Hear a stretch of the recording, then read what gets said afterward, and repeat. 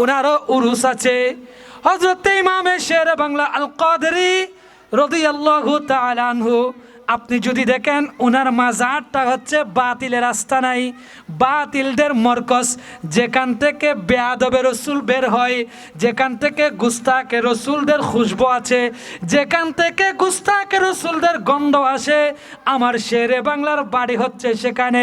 শেরে বাংলার বাড়ি সেখানে হওয়াতে উনি কিন্তু বাতিল না হয়ে শাহেনশাহে শ্রীকুটের সন্ধান করে সেই শ্রীকুট দরবার থেকে আমার শাহেনশাহে শ্রীকুটকে বাংলার জমিনে আগমন করিয়ে, বাংলার জমিনে দাওয়াত দিয়ে সুন্নিয়তের পতাকাকে বাংলার রন্ধ্রে রন্ধ্রে যারা ছড়িয়ে ছিটিয়ে দিয়েছেন, তাদের মধ্যে অন্যতম অবদান যাদের আছে, উনি হচ্ছে একজন, তাদের মধ্যে অন্যতম একজন হচ্ছে আমার ইমামে শেরে বাংলা। তাহলে শেরে বাংলার আলোচনা করা এটাও একজন মুসলমান, সুন্নি মুসলমানের ইমানি দায়িত্ব।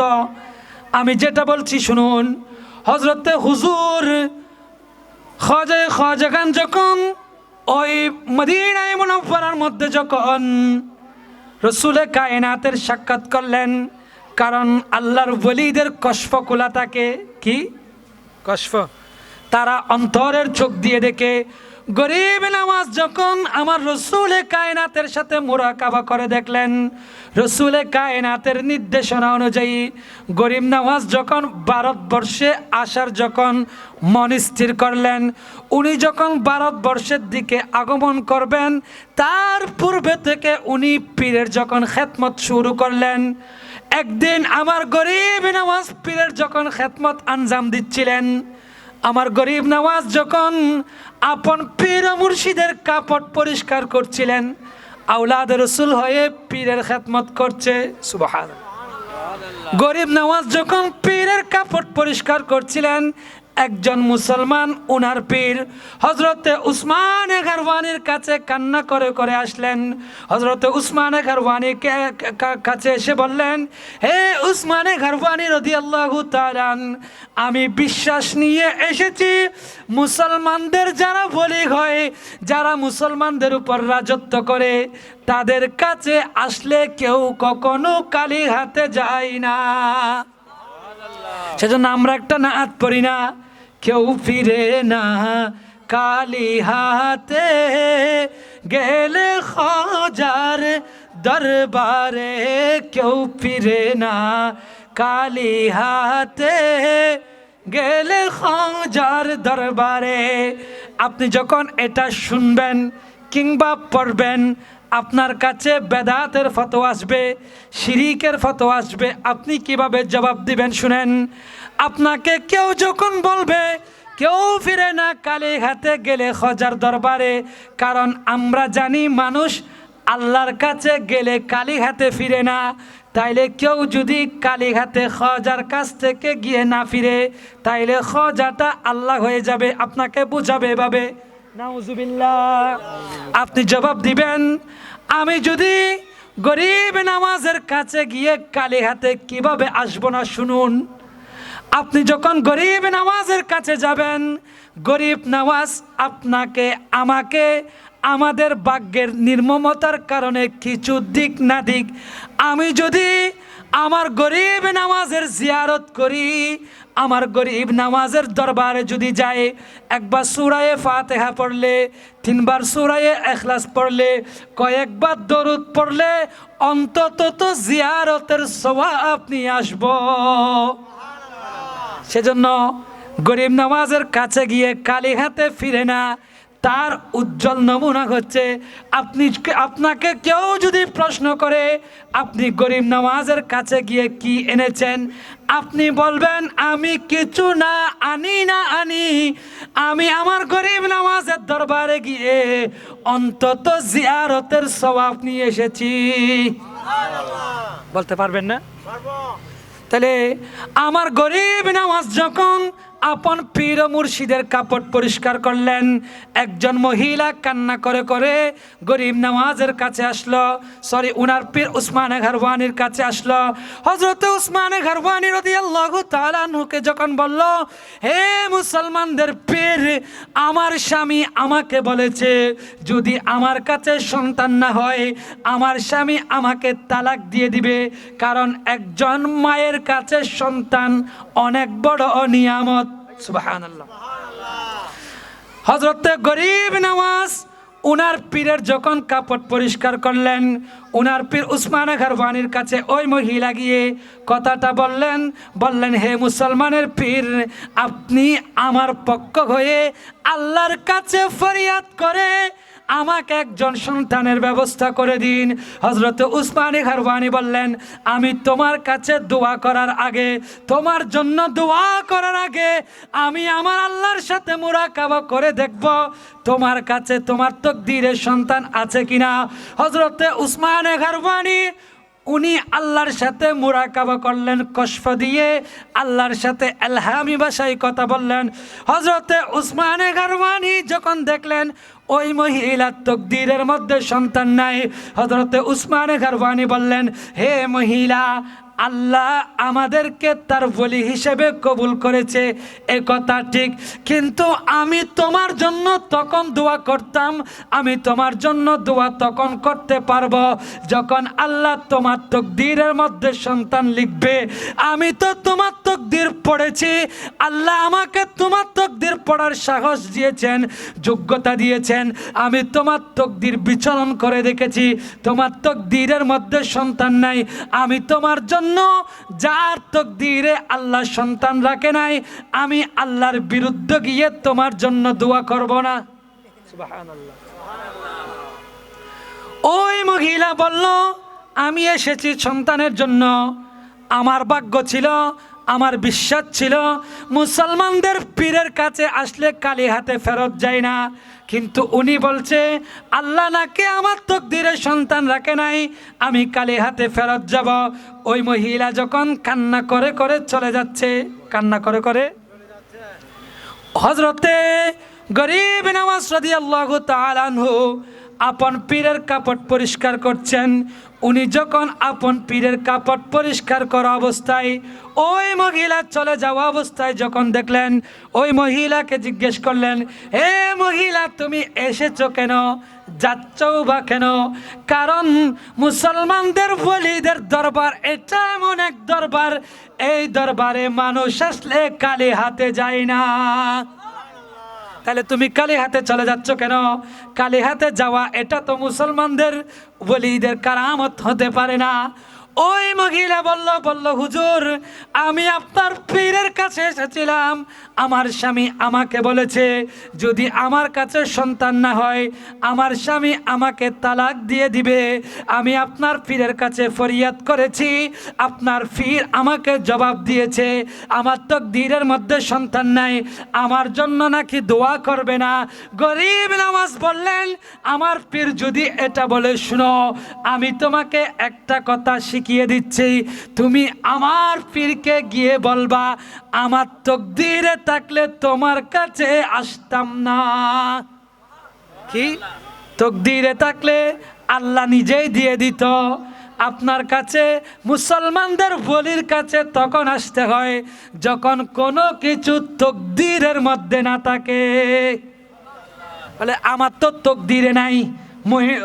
আমার গরিব নওয়াজ শিখিয়ে দিচ্ছে, বলে তুমি আমার পীরকে গিয়ে বলবা আমার তাকদীরে নাই, এজন্য আমি আপনার কাছে এসেছি সন্তান আপনার মাধ্যমে আল্লাহর কাছ থেকে নিয়ে নেওয়ার জন্য। আপনি আমার পীরকে গিয়ে বলবেন যে আল্লাহ তাকদীর লিখে আপনারা যদি দোয়া করেন ওই আল্লাহ তাকদীর পরিবর্তনও করতে পারে।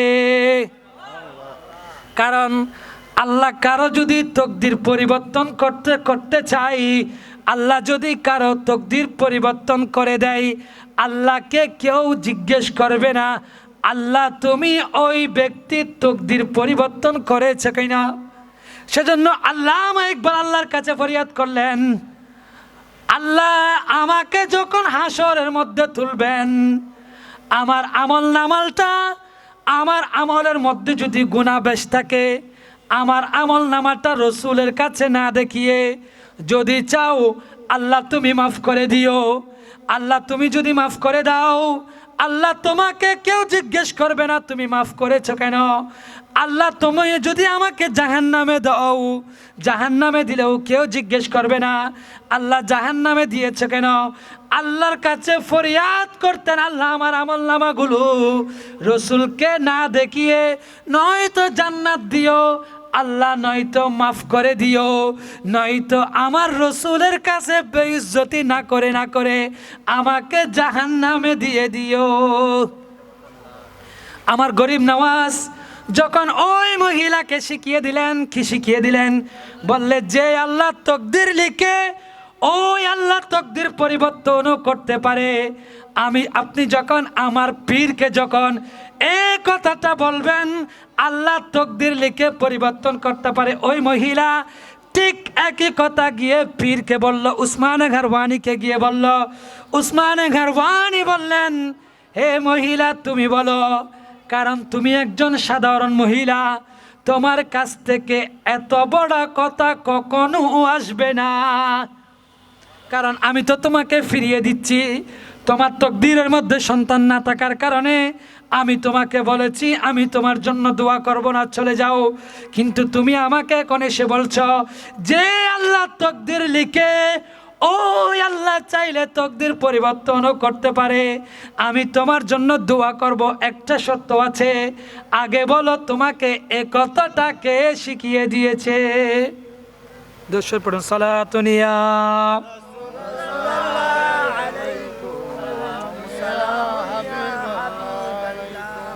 अर्श हक है मसनद रिफ़े आते रसूलुल्लाह की, देखनी है हशर में इज्जत रसूलुल्लाह की। सलातुनिया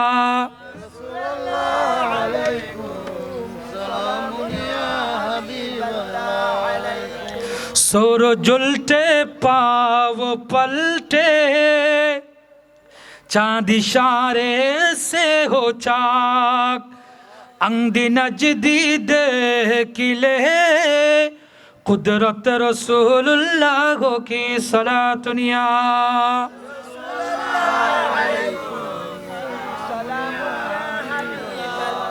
तुझसे और जन्नत से क्या मतलब वहाँ भी दूर हो, हमें रसूलुल्लाह की जन्नत रसूलुल्लाह की। सलातुनिया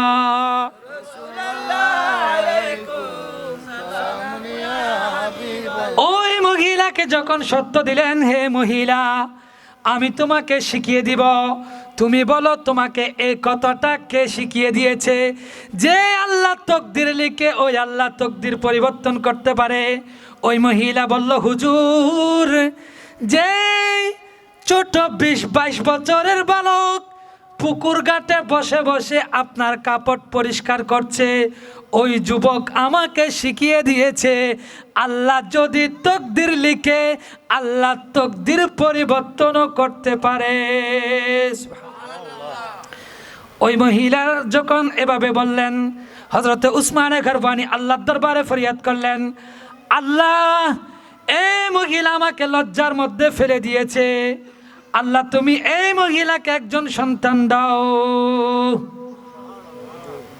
হযরতে উসমানে ঘরওয়ানি যখন আল্লাহর কাছে ফরিয়াদ করলেন, আল্লাহ জবাব দিলেন, হে উসমানে ঘরওয়ানি আমি তোমার দোয়া সব সময় কবুল করি, তুমি যখনই আমার কাছে ফরিয়াদ করো আমি তা তোমার দরবারে কবুল করে তোমাকে তা দিয়ে দিই, কিন্তু আজ আমি তোমার দোয়া কবুল করব না। উনি আল্লাহকে জিজ্ঞেস করলো, আল্লাহ আমার দোয়া আজ কবুল হবে না কেন? বলল, হে উসমানে ঘরওয়ানি তুমি আমার বলি এটা ঠিক, আমি তোমার বন্ধু এটাও ঠিক, তুমি আমার বন্ধু এটাও ঠিক, কিন্তু তুমি আমার বন্ধু হলেও তোমার চোখ গিয়েছে আমি আল্লাহর তকদির, যে তকদির লিখেছে এতটুক তকদির পর্যন্ত। কিন্তু যে মুঈনুল মিল্লাতে ওয়াদ্দিন, যে মুঈনুদ্দিন সৃষ্টি শিখিয়ে দিয়েছে, যে আল্লাহ তকদির লিখে ওই আল্লাহ তকদির পরিবর্তনও করতে পারে, ওই মুঈনুদ্দিন সৃষ্টির চোখ গিয়েছে আমি আল্লাহর কুদরত পর্যন্ত।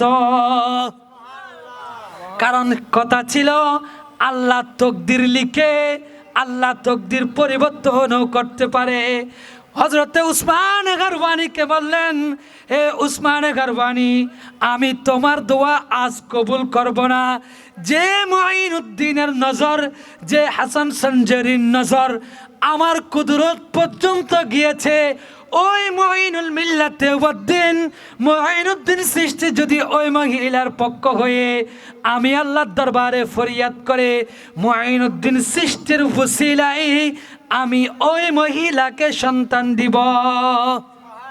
ঠিক ঠিক আমার মুঈনুদ্দিন সৃষ্টিকে ডাকলেন, বলল মুঈনুদ্দিন এদিকে আসো, তুমি তো আমাকে লজ্জার মধ্যে ফেলে দিয়েছ, আমি তো এই মহিলাকে পাঠিয়ে দিলাম, এই মহিলার তকদিরে সন্তান না থাকার কারণে এই মহিলাকে বললাম তুমি চলে যাও, তোমার তকদিরের মধ্যে সন্তান নাই। কিন্তু তুমি এই মহিলাকে শিখিয়ে দিলা যে আল্লাহ তকদির লিখে উনি পরিবর্তনও করতে পারে, আল্লাহ চাইলে আমার তকদির পরিবর্তন করতে পারে। আল্লাহ আমাকে ইলহাম করেছে হে মুঈনুদ্দিন তোমাকে দিয়ে এই মহিলার জন্য দোয়া করানোর জন্য। আমার গরিব নওয়াজ দোয়া করলেন, আল্লাহ ওই মহিলাকে গরিব নওয়াজের দোয়ার সদকায় সন্তান দিলেন। সুবহানাল্লাহ। আল্লাহর বলিরা কিরকম মর্যাদাবান হয় শুনুন। হযরতে মূসা কালিমুল্লাহর যুগে একজন বলি ছিল, মূসা আলাইহিস সালাতু ওয়াস সালাম আল্লাহর সাথে কথা বলতো, ওনাকে বলা হয় মূসা কালিমুল্লাহ। আল্লাহর সাথে কথা বলার কারণে একদিন মূসা কালিমুল্লাহকে আল্লাহ বললেন, হে মূসা, আমার কাছে মানুষের গোশত খাওয়ার শখ উঠেছে। সুবহানাল্লাহ। কি হয়েছে?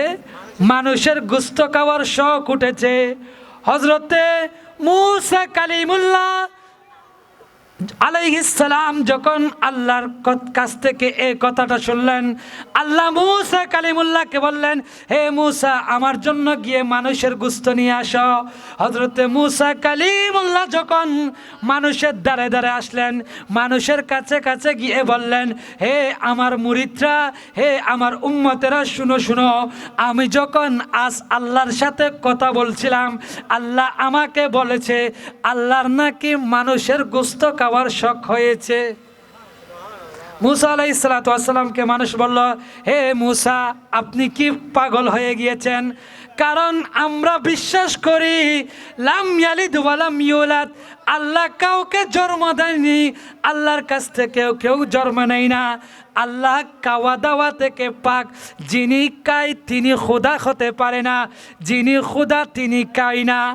তাহলে আল্লাহ কিভাবে খাবে? মানুষকে যখন দূর দূর করে যখন এভাবে তাড়িয়ে দিচ্ছে, হযরতে মূসা কালিমুল্লাহ সারাদিন মানুষের গোশত খুঁজছে। কারণ আল্লাহ বলেছে, হে মূসা, তুমি আরেকবার যখন আমার সাথে সাক্ষাতে আসবা মানুষের গোশত নিয়ে আসবা। কি? এখন আল্লাহর সাথে কথা বলতে হবে, দেখা করতে হবে, মানুষের গোশত নিয়ে যাইতে হবে। উনি সারাদিন মানুষের গোশত খুঁজতে খুঁজতে কোথাও পেলেন না। দেখলেন একজন ব্যক্তি জীর্ণ শীর্ণ অবস্থায় পাহাড়ের চূড়ার মধ্যে পড়ে রয়েছে। ওই ব্যক্তিকে মূসা আলাইহিস সালাতু ওয়াস সালাম গিয়ে বললেন, হে জীর্ণ শীর্ণ পাগল ব্যক্তি, আমি সারাদিন মানুষের কাছে কাছে দৌড়েছি একটু গোশতের জন্য। আল্লাহ আমাকে বলেছে, হে মূসা, আরেকবার যখন আমার সাথে দেখা করতে আসবা মানুষের গোশত নিয়ে আসবা। কিন্তু হে পাগল ব্যক্তি, আমাকে মানুষ পাগল বলছে মূসাকে, কারণ মানুষ বলছে আল্লাহ তো খায় না, এখন তুমি কি আমাকে একটু গোশত দিবা? ওই ব্যক্তি দ্বিধাবোধ করে নাই। ওই ব্যক্তি জিজ্ঞেস করে নাই, ওই ব্যক্তি মূসাকে জিজ্ঞেস করলো, হে মূসা আলাইহিস সালাতু ওয়াস সালাম, আল্লাহ কিসের গোশত খেতে পছন্দ করেছে একথা কি তোমাকে বলেছে? মূসা আলাইহিস সালাতু ওয়াস সালাম বললেন, আমি তো আল্লাহকে তো কিছু জিজ্ঞেস করি নাই, আল্লাহ আপনি কিসের গোশত পছন্দ করেন? ওই ব্যক্তি হাত থেকে এক টুকরো, ওনার গাল থেকে, গর্দান থেকে, ওনার পা থেকে, পুরা শরীর থেকে টুকরো টুকরো গোশত কেটে মূসা আলাইহিস সালাতু ওয়াস সালামকে এক বাটি গোশত দিলেন। বলল, হে মূসা, এই গোশতগুলো নিয়ে যখন আল্লাহর সাক্ষাতে যাবা, বল আল্লাহকে গিয়ে বলবা, আল্লাহ পাহাড়ের চূড়ার মধ্যে আপনার একজন পাগল আপনার প্রেমে বিভোর হয়ে নিজের জানকে কুরবান করে দিয়ে আল্লাহ আপনার জন্য গোশত উপহার পাঠিয়েছে। তাহলে মূসা আলাইহিস সালাতু ওয়াস সালাম গোশতগুলো নিয়ে যখন